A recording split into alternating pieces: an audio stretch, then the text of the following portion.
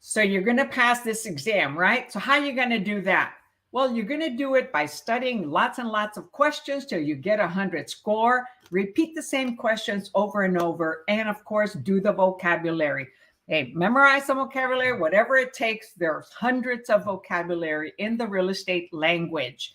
And that is what it is, a new language that you're learning and studying to help our sellers and our buyers, investors, anyone who wants to buy or sell real estate, including commercial real estate. So anybody watching the replay, this class is designed to participate and allow students to have time to answer the questions. So I explain the question, point out keywords, and also explain the answers, especially if someone gets them incorrect. So at any point, hey,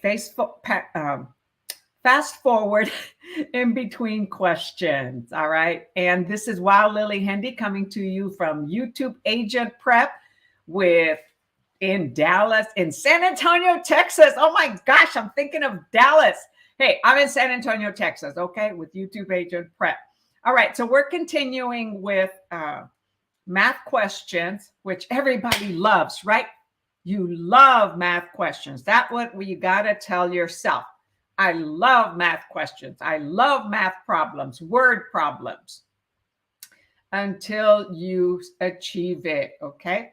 All right, so we're starting with 1031, and that's not a 1031 exchange, which there is such a thing as 1031 exchange, okay? And that's a type of investment property where you can defer the taxes or the capital gains. All right, so I'm going to get my whiteboard moved over here in case we need it. And we're starting out with question 31, 1031, and using the same book. In the description below, I let you know where we're starting in case you have the book.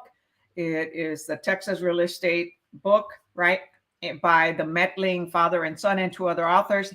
And it also has, of course, national questions that apply to all 50 states. And then at the end, we do Texas state questions. All right, so think math, okay? Break down the question. What exactly are they asking? And what is the formula that we're going to need? So an investor paid $80,000 for a lot and $600,000 to have an apartment building constructed on it.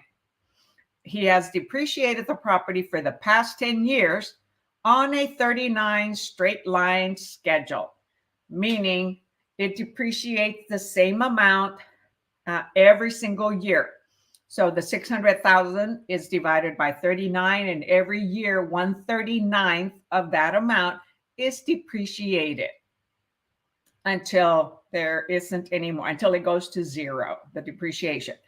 If he sells the property this year and realizes 780,000, what is his capital gain? Okay, so bought it at 600,000. So he paid 80,000 for the lot, and a $600,000 apartment building was constructed. So how much is the total? Keep in mind, what gets depreciated? The improvements or also land? Or is it land? Or is it both? So first, that's what you want to ask yourself, is what gets depreciated? And sold it for 780,000. So the 600,000 is important. The 80,000, we may or may not use it, okay? And then 780 is the resale value. And so for tax purposes, they're asking, what did they gain? Okay, so it's from the net, okay? How much of it is capital gain tax qualifies for capital gains? And it was depreciated for 10 years, right? Kept the property for 10 years. Okay, so anybody wants to take a attempt on it? So as I mentioned, so let me get the whiteboard. All right, so let's do this. So I mentioned it's 600,000. So land does not depreciate for depreciation purposes. There is no depreciation taken on land. Therefore, we're depreciating what? The 600,000. So what would we do first? Can anybody type in the chat box what we would do first?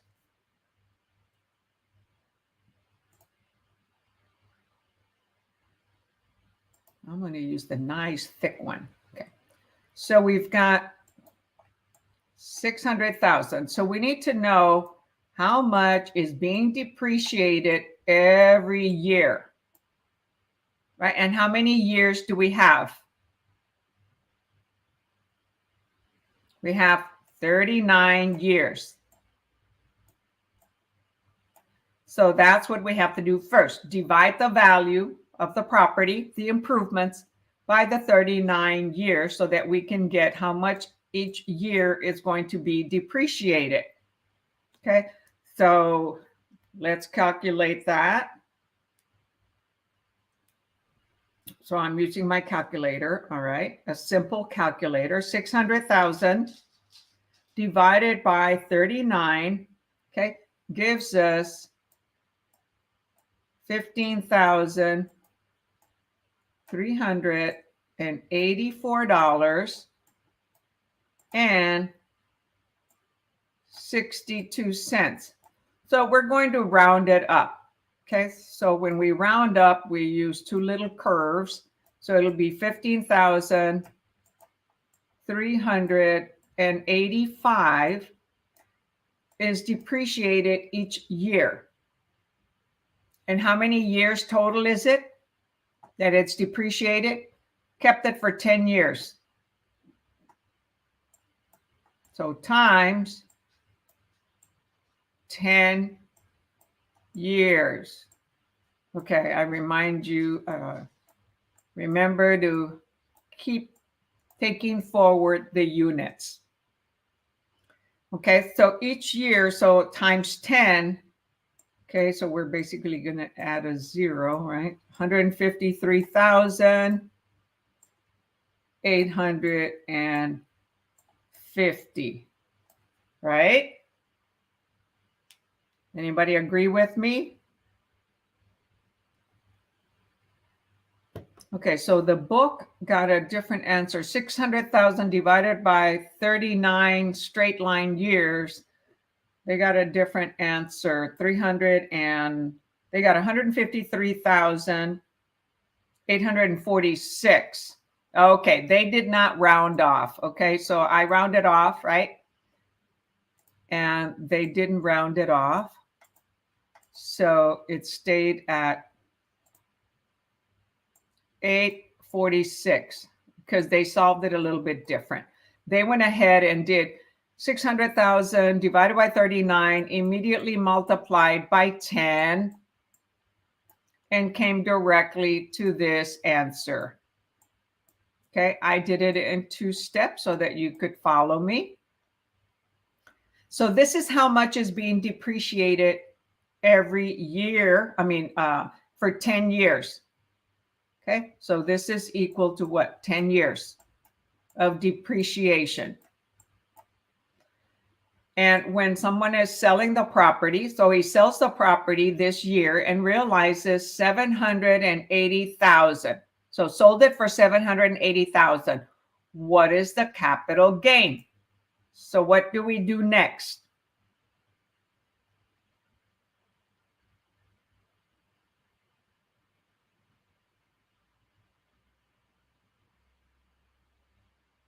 Okay, so we have the original price. Okay, so bought it for 680. That's 600,000 for the improvements and 80,000 for the land. So from that, we will subtract what? 153,846.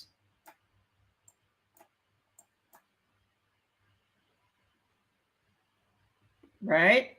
And so that gives us, okay, because that's the depreciation. This is the original value. So that gives us what? When you subtract that, it's going to be 526,154. Did I calculate it on my head? No, I looked at the book, okay? I looked at the answer. If you add, when you add these two numbers, okay, you're going to end up with 680, right? 53 plus 26 gives us 79, right? But then when you add these, the last three and these three, you round off. So it's 526,000 is the depreciated value, what's left after the depreciation. The depreciation only of the improvements, right? Not the land. Okay, so then now sold it for 780,000.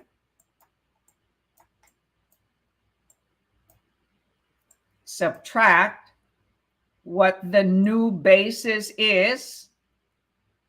So the original basis was 680,000, right? After we deduct the depreciation, the new basis is 526,000. Okay, 154. Running out of space here. That's dollars. That's dollars. So what is the answer? So 5 from 7, right, is 2. 2 from 8. I'm working at backwards. So the answer is A. 253,846. Okay, because we had a 5 here. 54. All right, so the answer is A. 253,846 is the capital gain, and that's what they will pay taxes on, capital gain tax, unless they do a 1031, like I mentioned earlier. That is a tax shelter. They buy something else that's more expensive than this one. They will defer any capital gain taxes till later.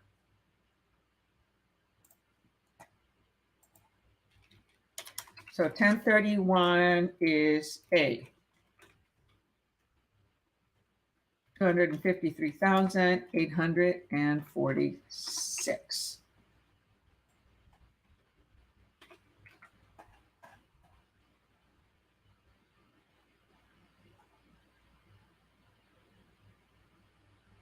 And if you notice a delay, when the weather is cloudy and rainy, the internet does get impacted. So whoever's on here, hopefully you're on YouTube. I can't tell. But on Facebook, it may be also a little bit slower. So I've got what is called in the Apple computers, the wheel of death, when it just keeps turning and turning and turning and turning, and we have to wait. Whoever's on here, hopefully you're, hold on, that's my YouTube. I need to mute that. Okay. So there you'll see the answer. Okay. 31A. All right, number 32. Slow class today. Everybody getting ready for Thanksgiving. Checking out, right? No studying. I'm still working. All right, number 32. And most people don't like math, so they kind of check out. And that's okay. On YouTube, there's an awesome replay, right? All right, number 32. A homeowner bought a house 5 years ago for $250,000. Okay, 5 years ago, $250,000. Since then, the homeowner has spent $2,000 to build a screen porch and has added a central air conditioning system at a cost of $5,000. What is the homeowner's adjusted base if the house is sold today? So the original basis is what? 250,000. Added a built-in, built screen porch, built the screen porch, and added a central air conditioning system. So it probably did not have an AC, HVAC. Okay, so the improvements are 5,000 and 2,000. So what would be the new basis?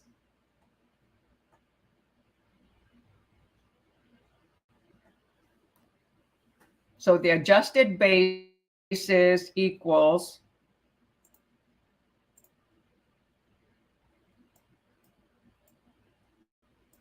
okay, so the adjusted basis, okay, equals, I'm just going to say AB, okay, adjusted basis, okay, equals the beginning amount, which was 250,000.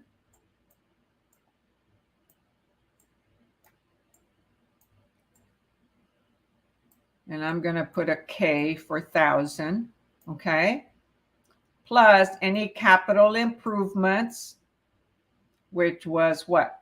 2,000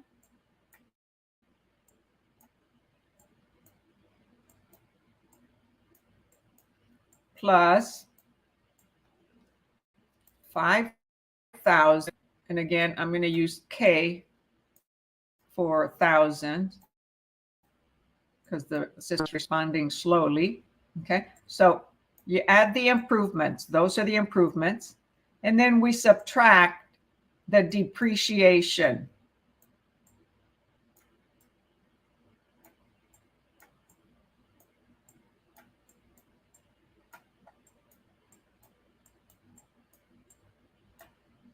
Okay, which in this case, they don't tell us if there's any depreciation. Okay, so, oops. So the depreciation is actually 0. So what is the new adjusted basis?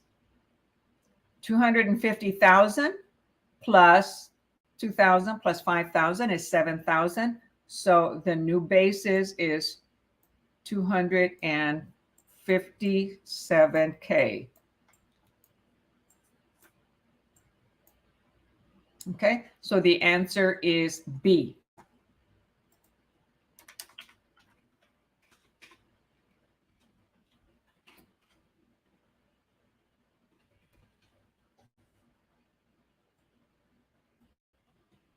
All right.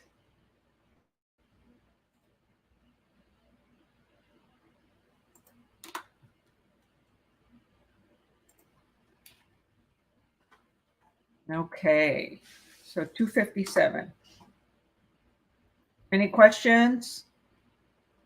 Don't be shy, even though you might be one of few. This is your time to learn. We may cut the class a little bit short.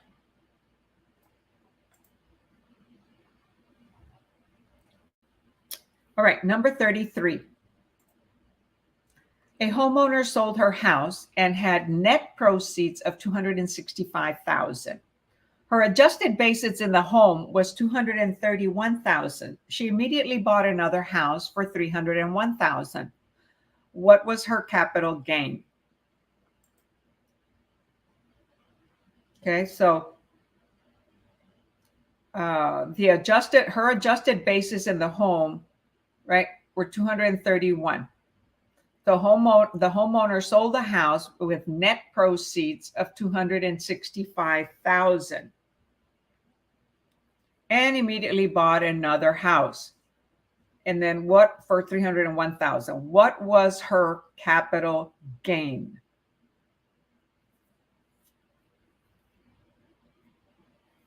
Okay, so capital gain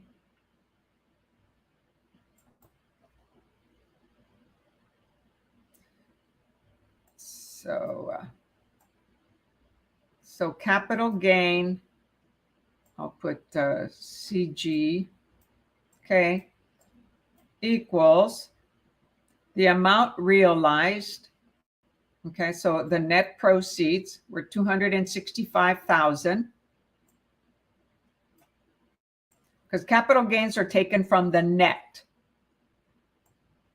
not from the gross, because you have to subtract depreciation, add any improvements. Okay, $265K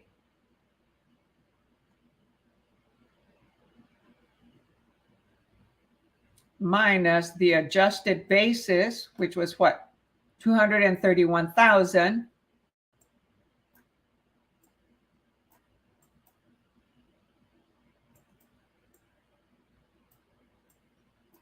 Okay, so capital gain equals 265,000, the net proceeds of the sale, minus the adjusted basis, which was 231. Okay, so that gives us what? What's 231 from 265? 34,000. Again, we didn't have any depreciation. Okay, so net proceeds minus adjusted basis. So the net proceeds already had, any depreciation. They already calculated all that, so they didn't give it to us. We didn't need it, and we didn't need the 301,000 because it's asking what are the proceeds.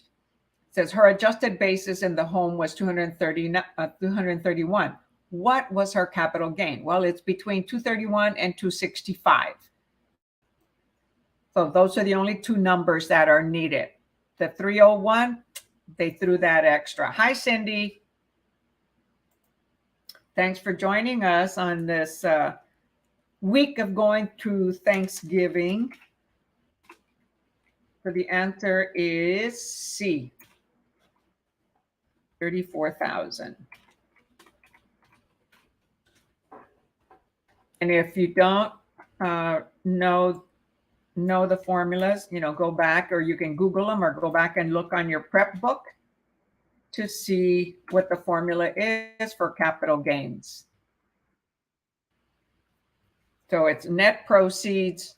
Okay, so you've got to have your adjusted basis, or capital gains equals amount realized, which was 265, and that was the net amount.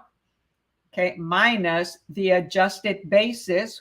The adjusted basis is what it was purchased for, any improvements that were made, minus depreciation, right? So they already calculated that, so they just gave us the new adjusted basis. So they might have bought it for 250 or something like that, and made improvements and depreciated it. They didn't give us how many years later. We didn't need any of that information.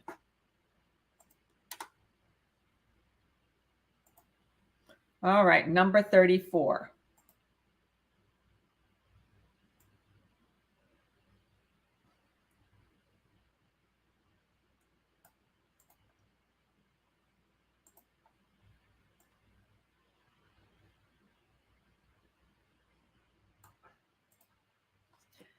Number 34, Deborah bought a home for $120,000, paying $24,000 down and taking a mortgage loan of $96,000.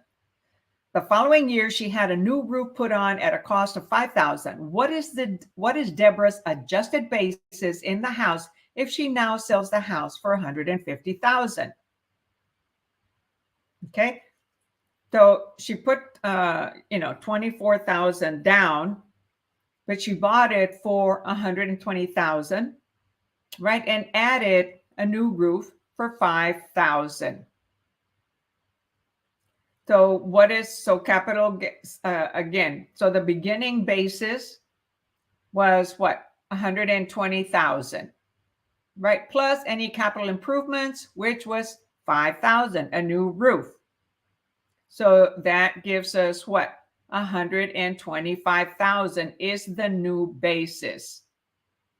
The financing terms and subsequent selling price are irrelevant.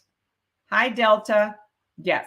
So all we have to do is, all it asked was, what is the Deborah's adjusted basis? So what is that? Original basis plus any improvements minus depreciation. They didn't give us that. So all we need is 120 plus 5,000. All the other numbers, not needed. Okay. So, so 125,000 is, because what is the Deborah's adjusted basis in the house if she now sells for 150? Well, it doesn't matter what she sells it for now. It's what she bought it for and what improvements were made. That's 125,000. You see, they gave us three other numbers, making it confusing. But it doesn't have to be. Word problems, okay? You have to write down, okay, what exactly are they asking for? What numbers do we need? And what else do we not need? So when we know that and we know the formula, then we can come to a solution. So what was the D? So they add a whole bunch of other things that are not necessary. However, individuals may use them and say, well, I need to use all those numbers, right? No, we don't have to use all the numbers that are provided. So very good, Delta. Okay, number 35.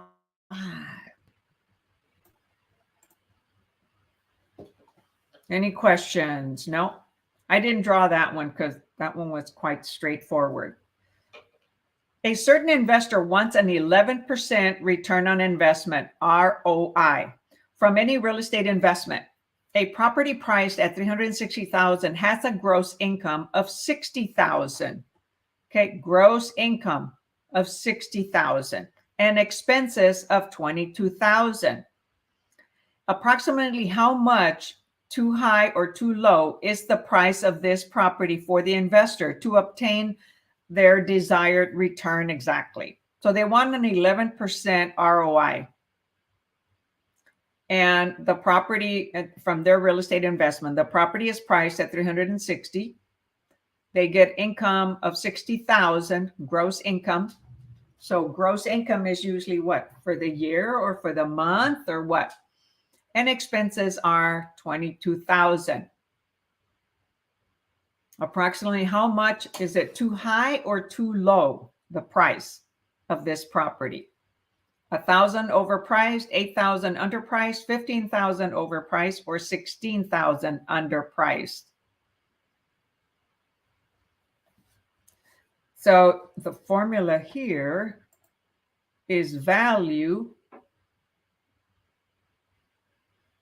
Okay, so the formula here is value equals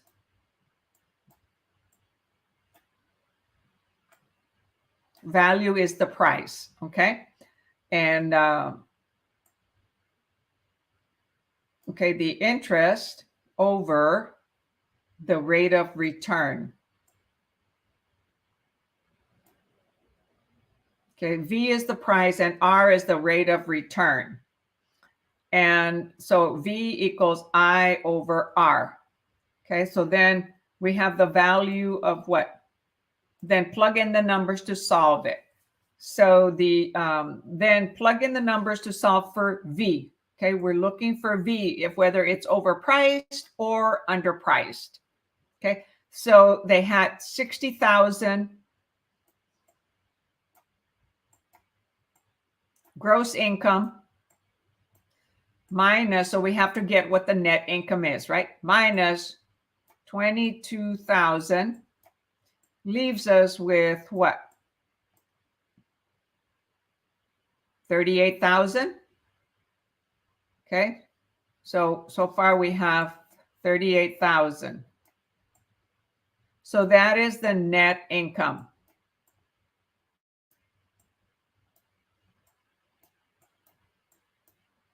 Okay, so that's the net income. Net.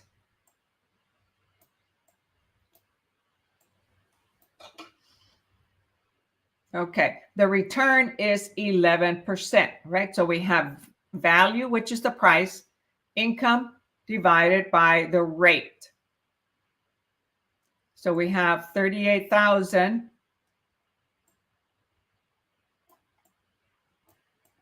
Okay.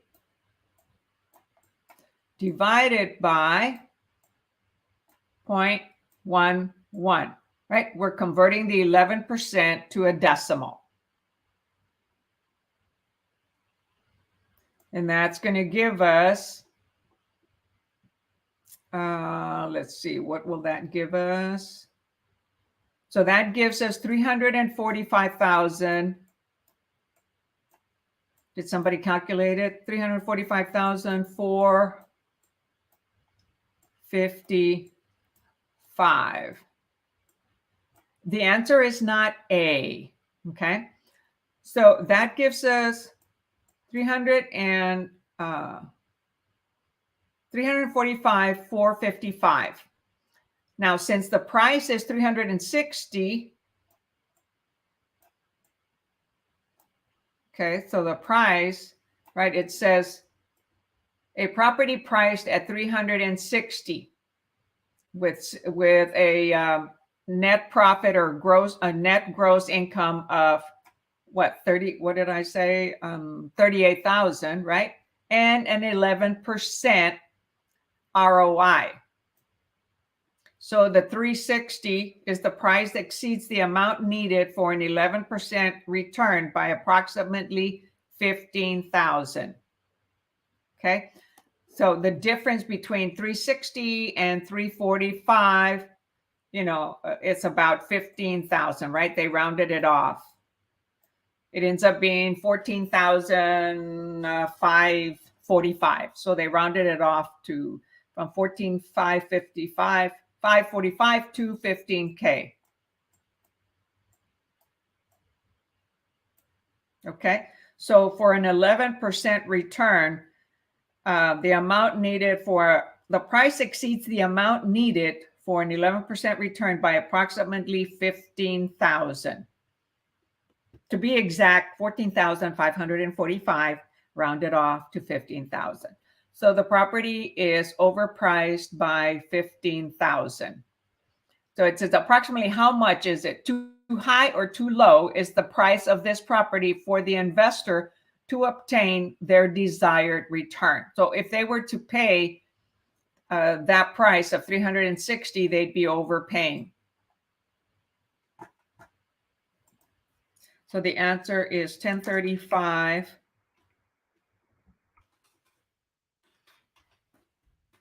C, overpriced.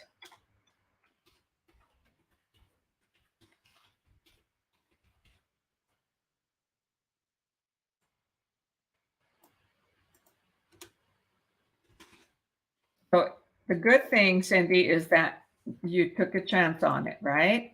And that's what's important, so that then you can determine. So you chose 1,000 overpriced. So not sure how you came up with 1,000, but it had to have been in the multiplication or division.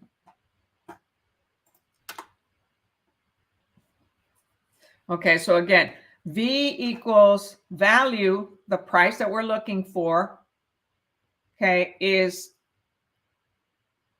income over rate, okay, which is the rate of return. And this is the net income. And the net income was 60,000 minus 22,000 gave us a net income of 38,000.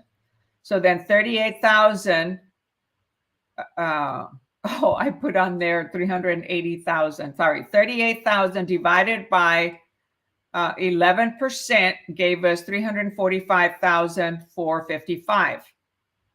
So that is, and the sales price was 360. So the difference of these two numbers, okay, we're subtracting these two numbers, gave us the 15,000. And so it's overpriced by that amount. So, and another acronym to know is when you're dealing with, capital gains, values, income, and rate of return is net operating income. So the net operating income, okay, NOI, you want to know that acronym. So the net operating income was the gross income, okay? The gross minus expenses. That is the net operating income. So you get your paycheck, then they deduct all the expenses, the Social Security, taxes, insurance, any 401k, and then we have our net income that we're getting. Same concept here. Gross minus all expenses, then is net operating income. And the value is net operating income divided by the rate of return. Okay, so you want to know that formula. All right, so that's all we're going to do on math problems. We're going to go and move on to Texas state questions. So any questions on the math? It takes time to learn the math, okay? It takes practice, just like learning the questions, okay? It takes practice, practice, practice. You could probably pass the exams by not doing the math. However, you've got to make sure that you're really good at all the other topics, so that if you miss the 8 questions on math, you still get the rest of them correct. So in the national, in here, we're doing 56 questions that we have to get correct, right, out of 80. Okay, so if you miss, 8 math problems, you've got to make sure that you get 48 of them correct, or actually get 56 of them correct, okay? And miss the 8 out of 80.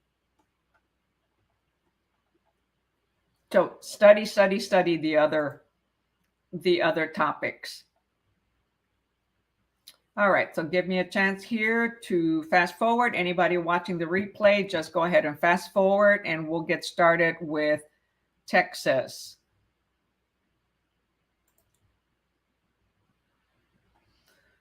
All right, and where are we on Texas? We are on question 16.1. Okay, there we go.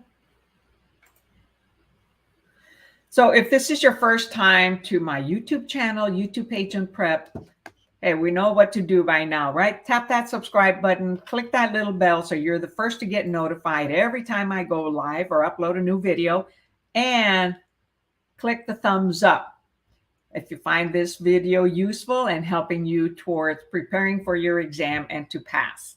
If you can't say anything nice, hey, say it in French. No, we won't understand unless you speak French.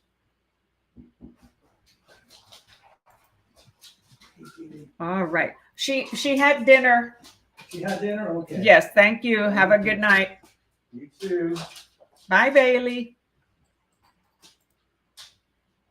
Oh, and one B, no, she didn't have a BM. Okay, what was the last time she went on the walk? About an hour and a half, almost 2 hours ago. Okay. Thank you, buddy. Uh-huh. No, about an hour and a half ago, sorry. Okay. Okay. Excuse that, okay. I borrow a neighbor's dog. and then he comes in, the dad comes and picks her up because she's alone by herself and I take her on walks. Okay. So now we're going into Texas state questions and we're going to do 5 questions. So 5 national and 5 state, and I'll let you go and have a fun evening.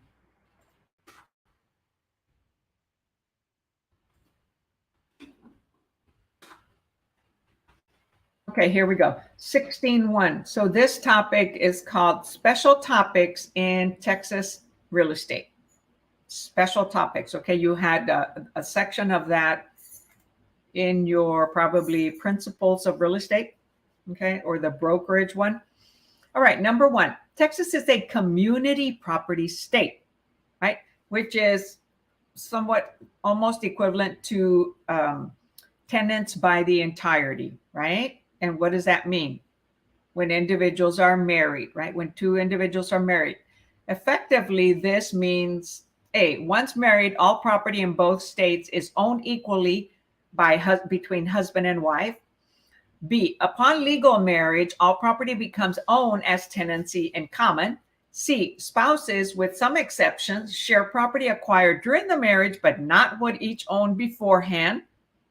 Or D, all property acquired before marriage, following marriage, becomes jointly owned without exception.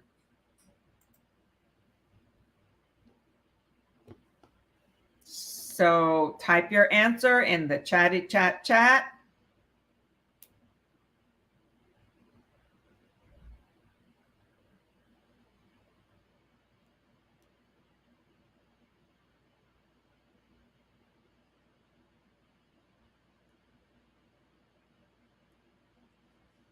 All right, let's see what we have. Okay, so we've got C and C. Yes, the answer is C. So in a community property state, C, spouses with some exceptions share property acquired during the marriage, but not what each owned beforehand.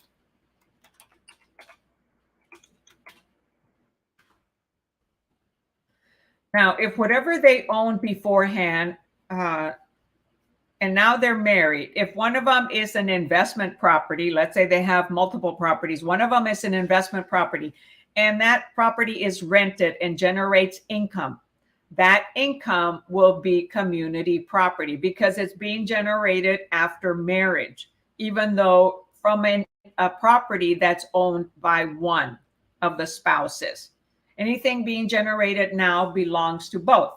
Now, if it was a gift or if it was money received from accidental health insurance, it belongs to that particular individual. That is not community property.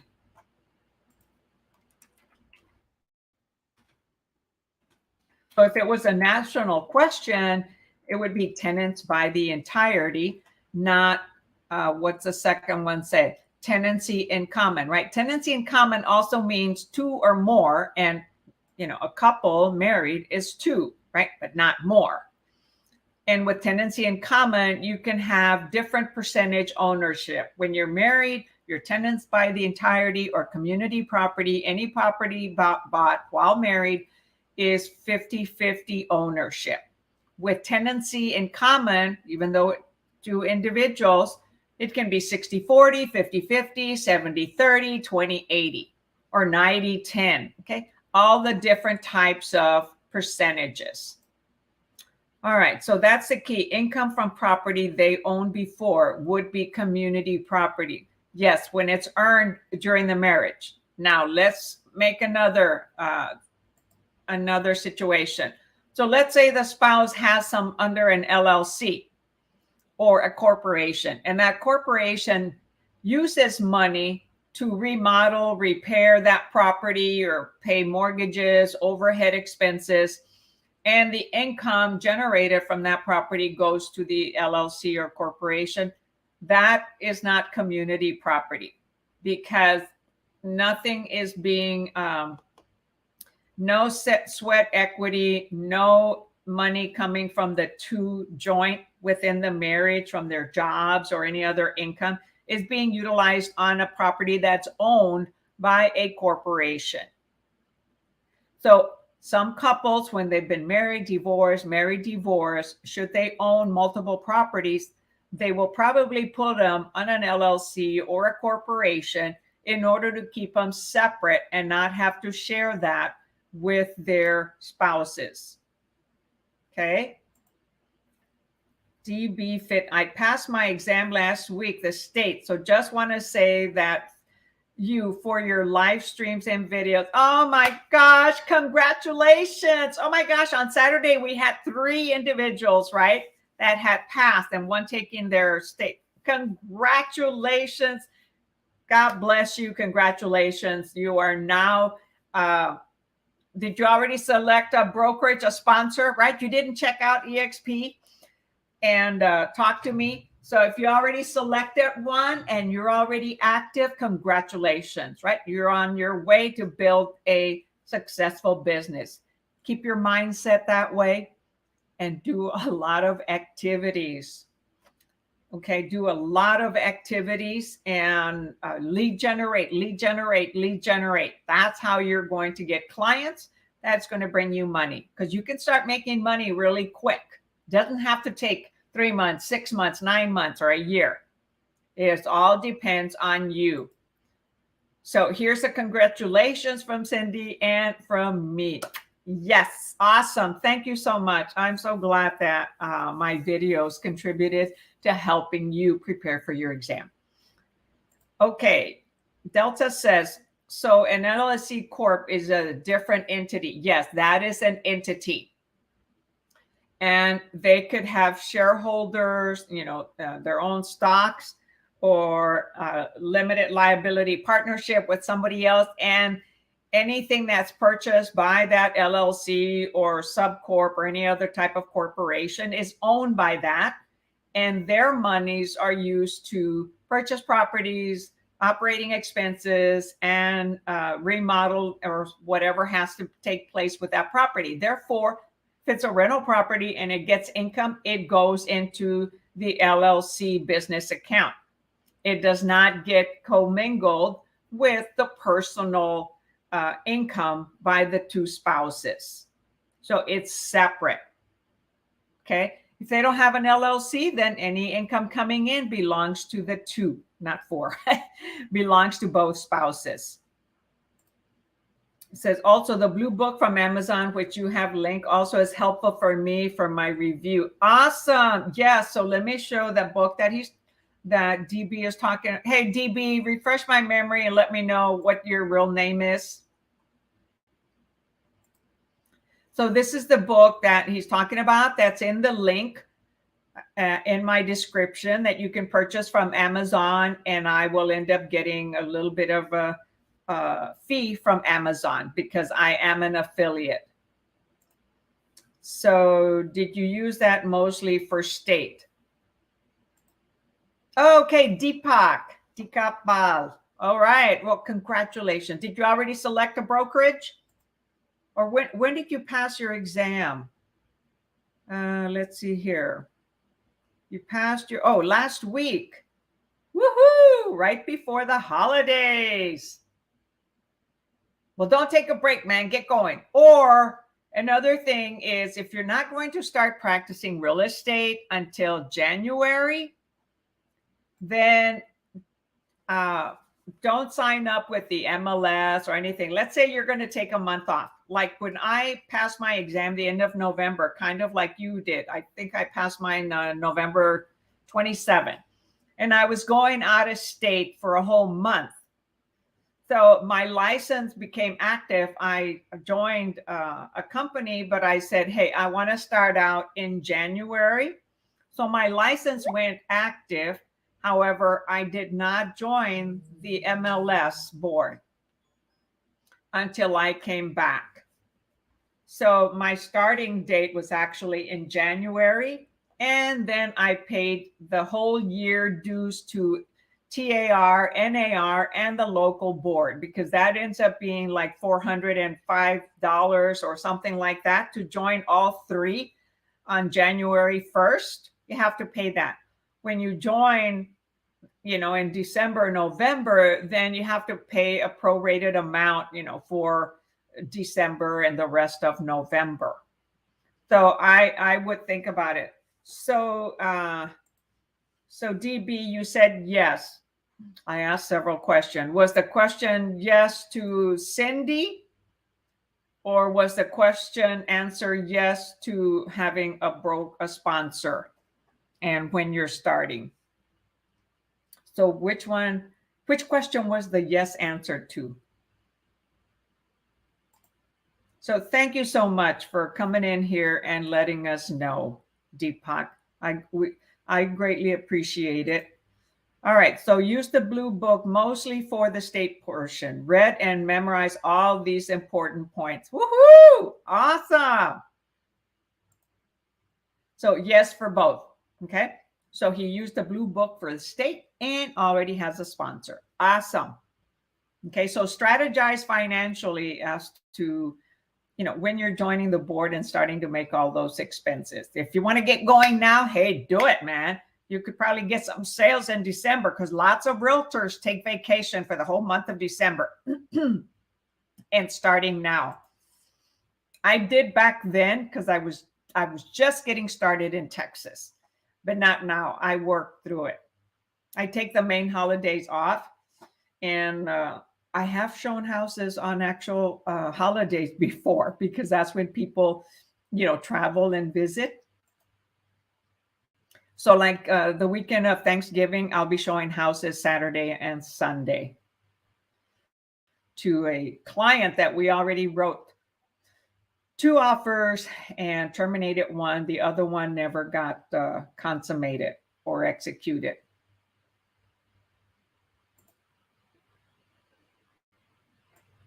So one of my realtors that joined me at Keller Williams back in 2018, he asked me that question, should I start now or should I wait till January?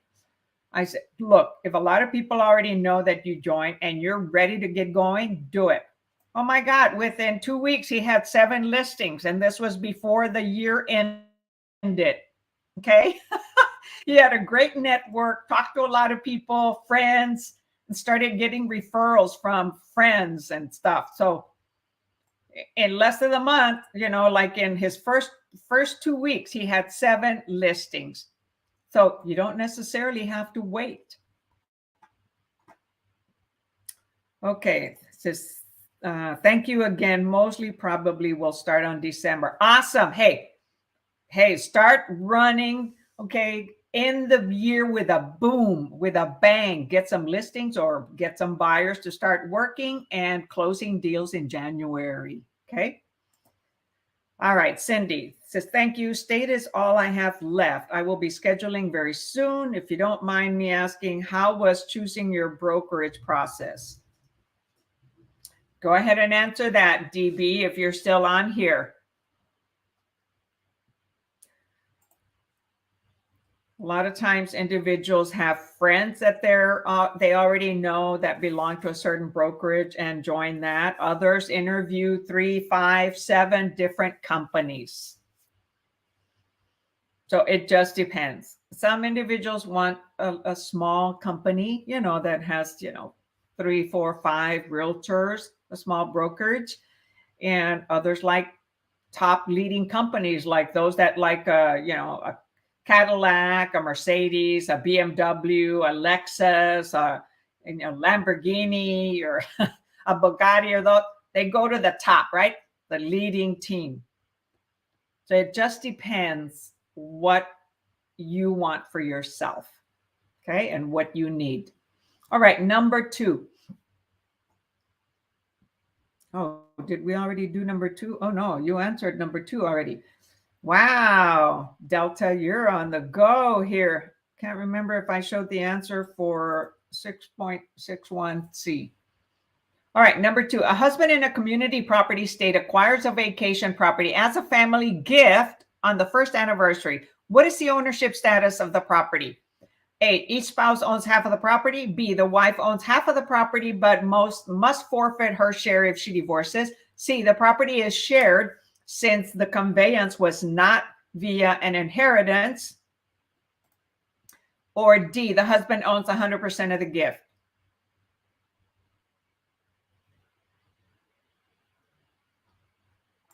Type your answer in the chat. So DB already answered D. I'm sorry, not DB. Who was it? Delta gave us a D answer. And I'll go to the answers from Deepak in a moment. Good luck to you also, Deepak. Congratulations and all the success in your real estate business and your new journey. Awesome.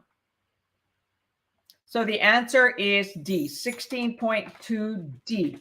the husband owns 100% of the gift, right? I mentioned it earlier that there are exceptions as to properties or gifts that we get or monies that we get from insurance policies or claims. So the answer is D. And I will go back and show some of the other comments.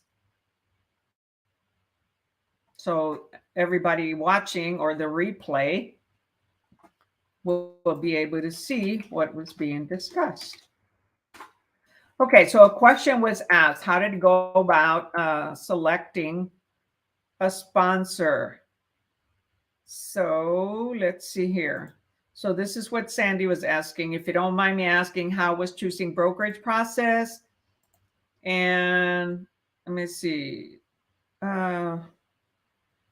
So he answered, it was easy as my mentor was broker and known him for a long time. Okay, so there's an example, like the company and value. So as I mentioned, sometimes we know individuals that are already in it. So Delta asked, do you recommend starting on high-end houses, commercial properties, or you start out with the simple basics, okay? Houses.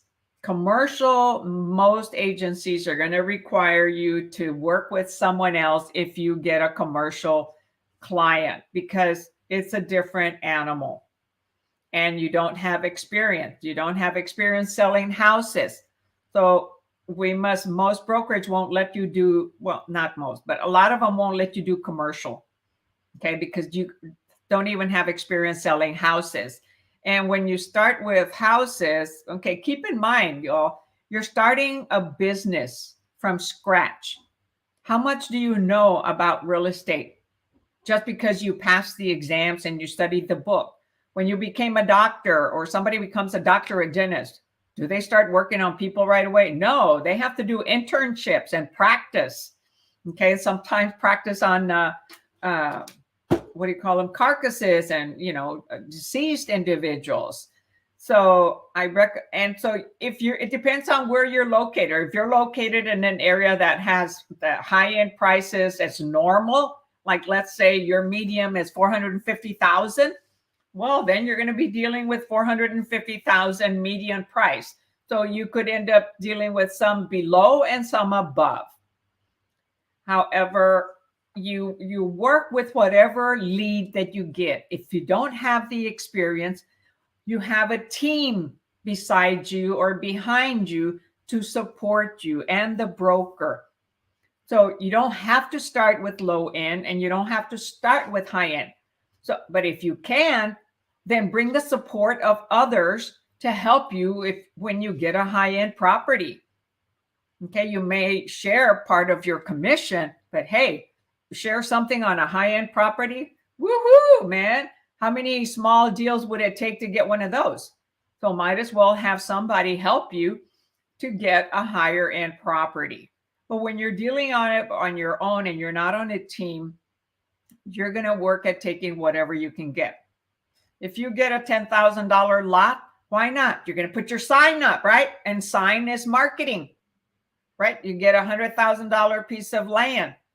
Why not? You put your sign on, you get marketing. The more signs you get, you can dominate your area. So that is it. You want to put as many signs out there as you want. And so, the year that I sold like 102 properties, the majority were land. And how did I get them? Because I had a lot of signs throughout my community. So I dominated my small town. And my goal was to get a sign on every single street. So I would drive around and check for sale by owners almost on a daily basis. And of course, I went to the community towns around me also, but I wanted to dominate my own town. And I did, and then I left. So it just depends, right? So the way I dominated my little town was by getting as many listings, no matter what the price was. And then I started getting investors. I started getting companies that wanted, a whole subdivision, that wanted higher priced homes. And my name got out by seeing a lot of signs, whether it was a little lot or 100 or 200 or 300,000. My little town didn't have many high-end properties, but I would drive around out in the country, within the city, and through the streets. And if I saw a sign, I'd call it, or I'd go knock on the door. And that's how I got a lot of my listings when I got started. And I would make 4 foot by 4 foot frames out of wood. Well, I didn't do them. Okay. And then I would have 4 feet by 4 feet signs on some properties, corner lots, by the expressway where they would get a lot of exposure. I'd put those big signs, and they were very noticeable. And then I put all the little signs on all the other properties. So that's how I did it when I first started. And I did it for years, okay? Not just when I first started. Yes, so the answer here is D. Oh my gosh, I put 16.2C, wrong, typo. The answer is D. So I'm gonna, let me edit it, but it may not show on YouTube. So sorry about that. So anybody watching the replay, the answer for 16.2 is D. The husband owns 100% of the gift, because the question stated, a husband in community property state acquires a vacation property as a family gift on their first anniversary. So who owns the property completely? He does. Okay. So the answer is 16.2D, not C. Hi, Lisbeth. So yes, D, like Lisbeth has. All right, number 3. Which of the following is not an accurate characteristic of homestead laws? So you got to know what homestead laws are, right? A homestead right requires a one-time filing with the county clerk. B, homestead interests are extinguished if the property is sold. C, the family must occupy the residence to qualify for the homestead. Or D, homestead property can only be voluntarily conveyed by both spouses.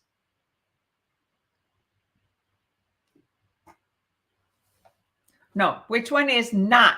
Okay, so which one is not an accurate characteristic? I was already starting to think differently. I'm like, well, too many of the answers are right. Well, they are. There's only one wrong. Which one is not an accurate characteristic of homestead law? So 16.3 is, I'll wait for your answer. All right, so far we've got A.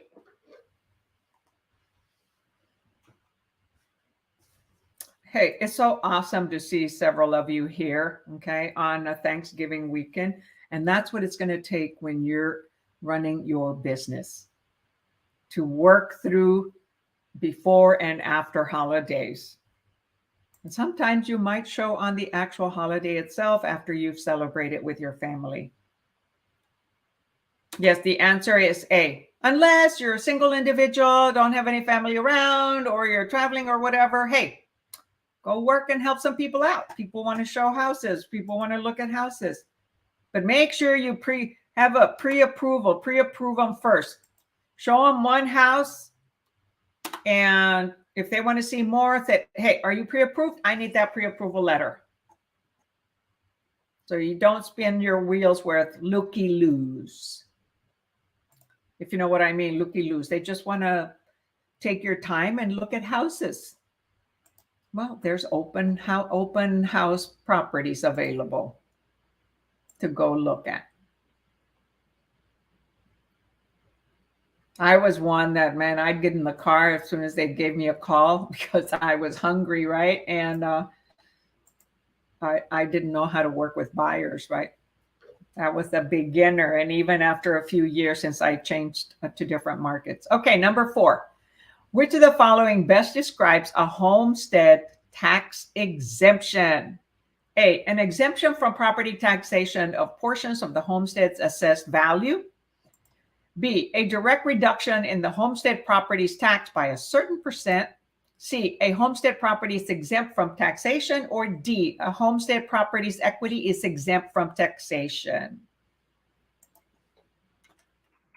So what best describes? Sometimes there could be two answers that are close to correct. They ask, which of the following best describes homestead tax exemption?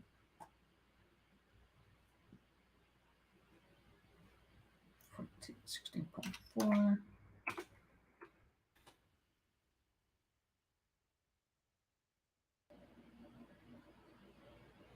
It is not B.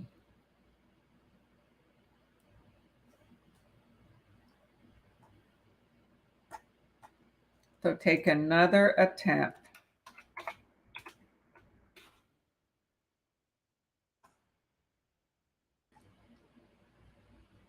So I'll let you know, it's not C or D. They're not exempt from taxation.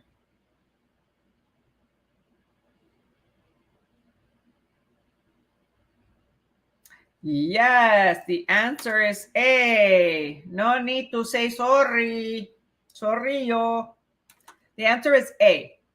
An exemption from property taxation of portions of the homestead assessed value. So there'll be a reduction on maybe the city taxes, okay, but the schools won't, and other ones. So there's many different sectors that have taxes, okay? The public schools in the county, there aren't any. And city taxes and, garbage, road, sewerage, different, community college, a school, the school district. So there's many different types of taxes. And the homestead is only applied to certain portions of the whole assessed value, to some of those that I just mentioned. Not to B said a direct reduction in homestead properties tax by a certain percent. That means that all of the sectors, okay, of the property tax assessed taxation, okay, would be reduced by a certain percentage. Well, it's not, only certain ones, only portions of the homestead assessed value.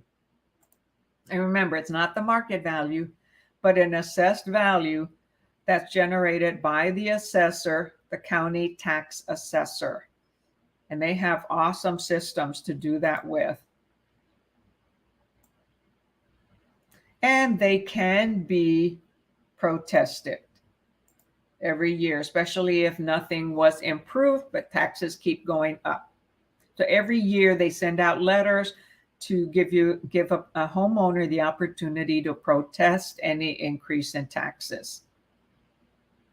Yes. Hey, Miss Lisbeth. I love the fact that you're on YouTube. That's awesome. So that reminds me, anybody that's watching on YouTube, hey, remember to tap that like button, okay? There's several of you on here, and I have 0 likes. So go tap that like button, please. Send me some love. All right, number 15. Which of the following is an accurate homestead exemption statement?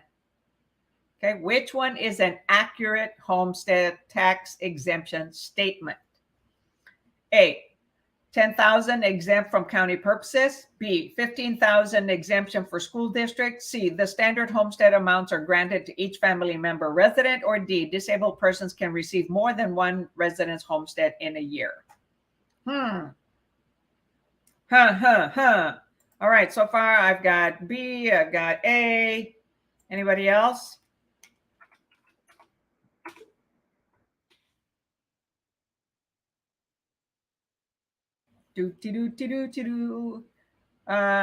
Lisbeth, I would take another attempt.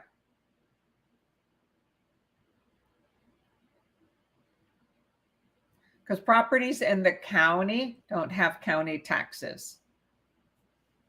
Okay. When you're in the city, we have city taxes. That's usually the highest. So the answer is B. Remember I mentioned there are school districts. So for the county exemption is 3,000. Homestead exemption amounts are per household, not per member. A taxpayer is granted only one exemption in the same year. Okay. So a 15,000 exemption for school districts. Counties, if you live out in the county, there aren't any county taxes, but there are still school district taxes and roads and other improvements, okay, assessed values. So it says on here, a county exemption could be 3,000, okay, but the homestead amount has nothing to do with how many family members. There's only one exemption per household, okay, and disabled individuals can't have more than one. There's only one homestead allowed, okay, per individual, no matter where in the US you live. Not all states have a homestead law. I've lived in Oregon and here. I lived in other states, but I didn't own property. Therefore, Oregon and Texas do have homestead. I haven't researched to know which other states do. So there's probably a lot which protects individuals from creditors coming after your house, except for mortgages and property taxes and federal income tax, federal and state income tax, right? So the answer was B, is B. All right, so tonight I'm letting you go early. So we did 5 math problems and 5 Texas state questions. We will continue on Wednesday. I do plan to have a class on Wednesday, okay? Because if not, it also impacts my YouTube analytics. Last Wednesday, I had to cancel. Sometimes we're not in the best of mindset, and it goes across to other people. Okay, so on Wednesday, I was not in the best of mindset, and I wasn't going to be my cheery, energetic self. Even though you guys get me all hyped up too. And because I had 3 deals fall in 7 days. Okay, that could have been a potential. I didn't earn it, so I can't say I lost it. Okay. However, that could have been a potential of $30,000 for those 3 deals that fell in 1 week. I still have the clients. Now we're looking for other properties. Okay. So be ready that real estate has its ups and downs, and you must take care of yourself, health, and mind. Mind's heart and soul, right? And our fitness. Because if we don't, we cannot help our clients, our friends, our families, anyone around us when we have the wrong mindset. We can then make yes, my lady, class on Wednesday. We may make it a short one, okay, for 1 hour, something like that, kind of like today. Low turnout, and for the national, although higher turnout for the state. So yes, I will do Wednesday. Okay. So I love you all. I appreciate you, and I'm grateful to all of you who attend, right? It keeps me excited and motivated to keep doing this, and expect good changes happening on my YouTube channels. With different material being added, because I hired a virtual content assistant that's going to be helping me, right? And on both the channels that I have, the YouTube Agent Prep, which is this one. So remember to tap that subscribe button and click that little bell and tap the like button, okay? And like I usually say, if you can't say anything nice, say it in French or don't say anything. So I'm not sure if I shared the answer. So 16B was B, 16.5 was B. And yes, there will be class on Wednesday. All right, 6 p.m. Central Standard Time. Same place, same channel. StreamYard is what I use.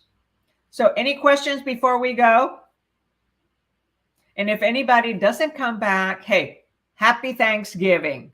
If for some reason you are going to be cooking Wednesday night, getting that turkey ready and all the other,